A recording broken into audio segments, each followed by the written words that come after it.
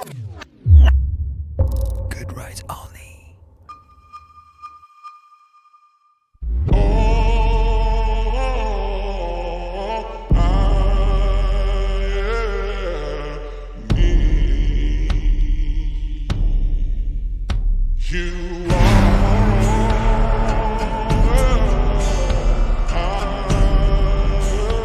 Salut à tous, bienvenue sur Motor Live. Sur cette chaîne YouTube, on essaye parfois des toutes petites motos, des petits scooters. Bah non, aujourd'hui, on essaye l'exclusivité, on essaye vraiment la moto qui n'a pas de complexe. La nouvelle Triumph Rocket 3 Storm, 2500 cm3.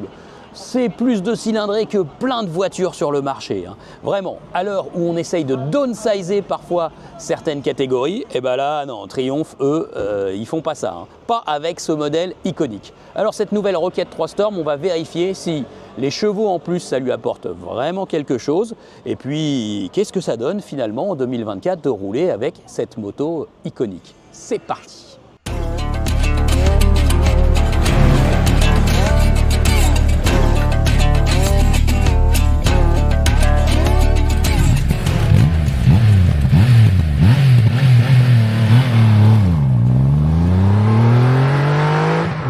Et nous voici à bord de cette nouvelle Triumph Rocket 3 Storm. Waouh, ça sonne bien, hein. Alors ici, je suis à bord de la variante appelée GT, donc qui se reconnaît notamment à son guidon qui est plus large, qui est aussi plus cintré pour aller plus proche du pilote, avec le petit pare-brise aussi. Alors en fait d'ailleurs, en statique, j'ai utilisé les services de Thomas Loraski de Moto Revue pour me filmer, et vous voyez avec les deux motos de profil, l'équipe de monteurs fait un petit montage, et vous voyez en fait comment est la position de conduite sur chaque moto. Sur la R, on est plus dans la moto, avec des commandes au pied qui sont plus proches du pilote, et un guidon plus plat, donc on est plus dans la moto. Et sur la Rocket 3 GT, le guidon plus cintré vers le pilote plus large, on a le dos plus droit et les jambes beaucoup plus en avant façon custom. Bon, moi je vous le dis tout de suite, je préfère franchement la position Rocket 3 Roadster, ça colle mieux avec le caractère de cette moto. Alors, ce qu'on remarque immédiatement sur cette nouvelle génération, qui finalement n'évolue pas tant que ça, eh bien c'est toujours ce moteur omniprésent. Waouh, ça c'est énorme, un 3 cylindres en ligne, 2458 cm3 de litre 5. Donc depuis la génération précédente, il a eu une cylindrée accrue. Et bah ça se ressent en fait, surtout que c'est un moteur hyper élastique. Quel plaisir ce moteur. Il est souple, il est rond. En fait là vous voyez sur les petites routes, bah en fait je reste en quatrième, parce qu'en quatrième on peut descendre à moins de 50 km/h. On visse la poignée, on peut monter à plus de 160 km/h, presque 180. Franchement, on fait tout sur la 4, ça pourrait être une boîte auto cette moto. Mais non, évidemment, la boîte, par contre, elle est excellente. Il y a le shifter en option, mais on s'en passe. Parce que il y a une très très bonne sélection de la boîte de vitesse. On passe même les vitesses à la volée, il n'y a pas de problème. C'est vrai, on sent que c'est des gros pignons. C'est une grosse boîte de vitesse, un gros moteur. Mais il n'y a pas de problème. Et le cardan soulève à peine la moto à l'accélération. C'est super bien fait tout ça. Donc ce moteur-là, c'est vraiment de la crème fraîche, très épaisse. Et je sais de quoi je parle, je suis normand. Franchement, il est doucereux, il est moelleux, il est épais, il est dense. Alors c'est vrai que moi j'aimais beaucoup la première génération de la Rocket 3 des années 2000, parce que ce moteur il était un peu boiteux, il sonnait un peu comme une vieille Cadillac. Il y avait un petit côté V8, mais c'était un 3 cylindres toujours bien sûr.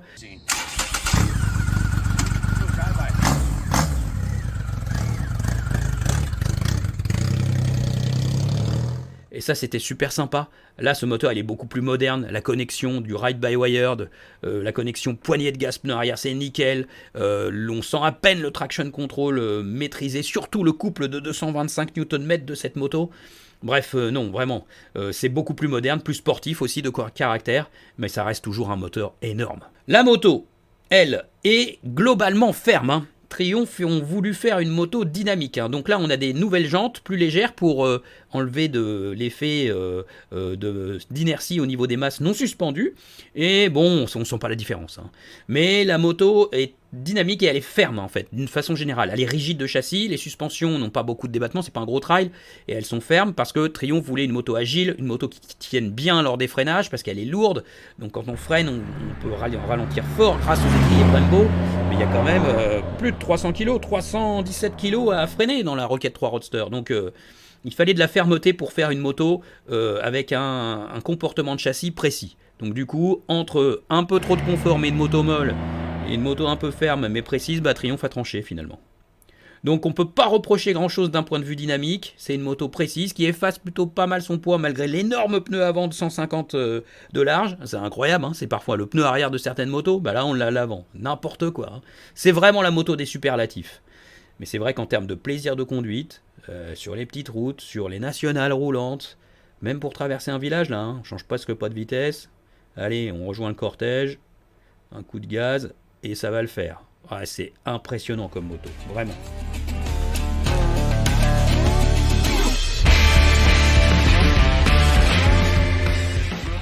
Bon, je fais mon petit plateau dans le détail de la nouvelle Rocket 3 Storm 2024. Alors déjà, regardez l'allure générale de cette moto, vous constatez qu'elle est hyper longue. L'empattement, je vous le dis, 1677, 1m67. Moi, je mesure 1m68. L'empattement, c'est presque un Christophe Lemao. Donc vous voyez la longueur de cette moto générale. L'allure, elle n'a pas changé depuis le dernier millésime. Elle a un nouveau traitement, le moteur, les échappements, les jantes arrière, vous voyez, mais sinon c'est la même ligne que le modèle précédent. Allez, je passe à l'avant, je vous parle du train avant. Train avant très sérieux, une fourche Showa en 47 mm, donc elle est énorme cette fourche. On reconnaît aussi la signature typique de Triumph avec les deux phares circulaires, à l'aide bien sûr de phares ronds. Ça c'est toujours très beau depuis la Speed Triple, on s'en lasse pas, c'est depuis la T501, c'est trop beau. Et c'est toujours là, et il faut que ça le reste bien sûr. Et des méchants étriers de frein, étriers Brembo style EMA, il faut bien ça, parce que la moto pèse 317 kg tout plein fait, elle a encore perdu 1 kg grâce aux nouvelles jantes, mais oui, il faut bien ça.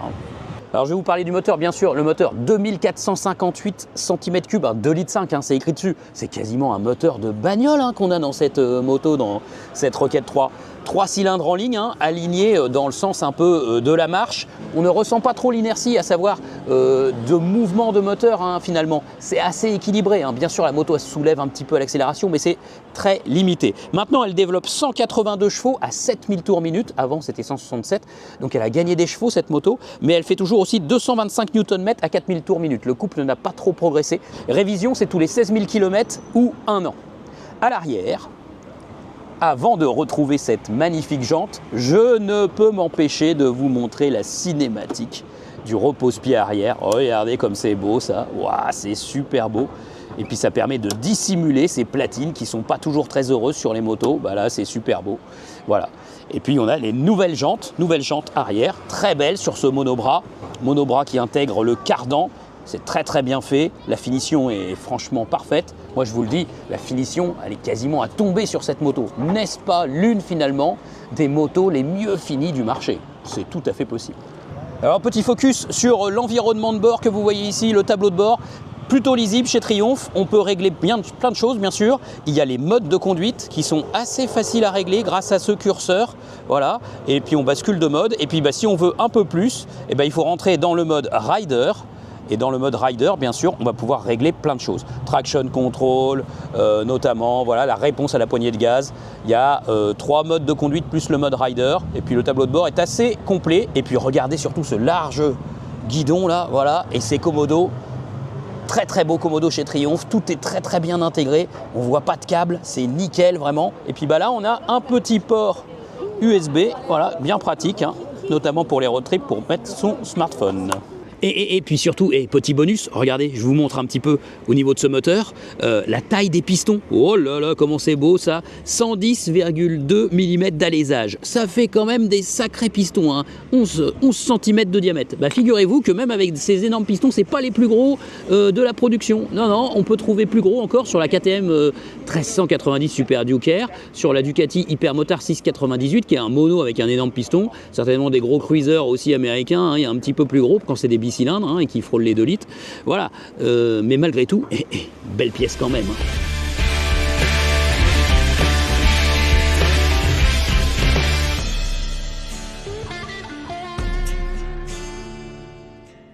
Voilà, c'est l'heure de conclure l'essai de cette nouvelle Rocket 3 Storm 2024. Alors, moi je vais vous le dire direct, ça ne change pas fondamentalement la Rocket 3 de la génération précédente. Elle est restée très très proche. Elle gagne un peu de puissance, on ne le sent pas. C'était un tellement si gros moteur, puissant, coupleux, voluptueux, qu'il n'y a pas beaucoup d'écart, franchement ça ne se sent pas. Le traitement par contre esthétique, oui là évidemment on peut craquer pour cette nouvelle Rocket 3 dans cette définition très dark, un peu méchante, ça lui va super bien. Bon, des deux motos, moi je vous le dis évidemment, c'est plutôt la Rocket 3 R que j'ai préférée pour sa position de conduite, très typée roadster, plus agressif, ça lui convient très très bien à cette moto. Puis moi avec mon gabarit, la Rocket 3 GT, les pieds trop en avant, ça me tire derrière les cuisses, tout ça, ça ne marche pas très bien. Ce sera à vous d'essayer en fonction de votre gabarit bien sûr. À préciser une chose très importante, c'est le prix de cette moto. Rocket 3R, 26 395 €. Est-ce que c'est abusé? Non, bien sûr que non finalement. Quand on voit l'éventail des motos proposées entre 20 000 et 30 000 ou plus de 30 000 sur le marché, bah là on a quand même une moto très exceptionnelle, un moteur unique, il n'équipe qu'elle, une signature mécanique aussi vraiment à part au sein de la production. Ça fait vraiment du bien d'avoir des motos comme ça aujourd'hui en 2024 au sein des catalogues des constructeurs. Elle est atypique, elle est inimitable, elle est iconique et elle est singulière sur le marché. Donc rien que pour ça, bah, ça vaut le coup de payer ça, hein, de payer ce prix-là, hein. Surtout avec ce niveau de finition, cet agrément, ces performances. Alors c'est une excellente moto, mais moi je vous le dis quand même, c'est sans doute une très très bonne deuxième, troisième, voire quatrième moto dans le garage. Pourquoi? Parce qu'on ne fait pas tout avec cette moto, hein. Voilà, c'est vraiment une moto de loisir. Bon allez, donnez-moi votre avis sur cette vision de la nouvelle VMAX, si on veut, selon Triumph. Et puis à bientôt sur Motorlive. Ciao.